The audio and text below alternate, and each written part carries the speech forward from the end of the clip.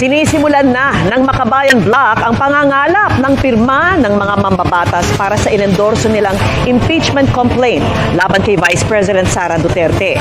Nais nilang makuha ang 106 na pirma o higit sa 1/3 ng kasalukuyang miyembro ng Kamara para maidiretso na ito sa plenaryo at matransmit agad sa Senado. Nakatutok si Tina Panganiban. Posibleng pagbasehan ng impeachment laban kay Vice President Sara Duterte ang hindi maayos na paliwanag sa kung paano ginamit ng kanyang opisina ang confidential funds nito. Ayon yan sa isang komite sa Kamara. At nakatutok si Tina Panganiban. Illegal na pinaradahan ang ilang kalsada sa Makati City, sumemplang naman sa EDSA busway ang isang motorsiklo na nagtangkang tumakas sa mga manguhuli sa kanya.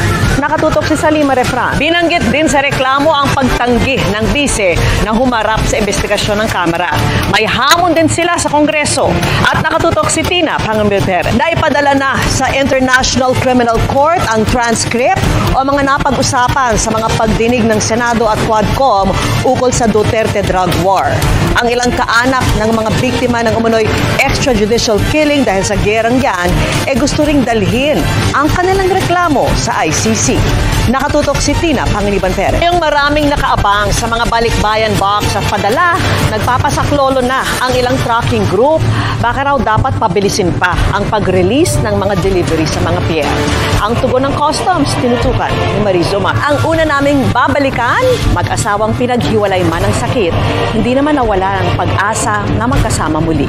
Patunayan na love is us this Christmas sa pagtutok ni Mariz Umali. Ang mismong si Sugar Regulatory Acting Administrator David Albang nagsabing limitado ang supply ng refined sugar sa bansa. Pero hindi raw lahat, kundi yung mga ginagamit lang ng mga kumpanyang gumagawa ng matatamis na inumin. At sa kabila niya, napag-usapan na raw nila ni Pangulo at Agriculture Secretary Bongbong Marcos ang layunin nitong maging self-sufficient sa asukal ang bansa.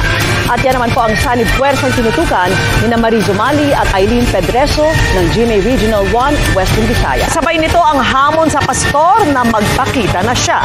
Nakatutok si JP Soriano. Kahit mga estudyante, nalilito na. Ako si Sara Duterte. Iisa lang ang Rodante Marcoleta sa Senado. Hindi natitinag at laging nasa panig ng tama. May prinsipyo, may paninindigan. Iboto natin ang number 38 sa balota. Rodante Marcoleta sa Senado. Kay Marcoleta, may pag-asa ka.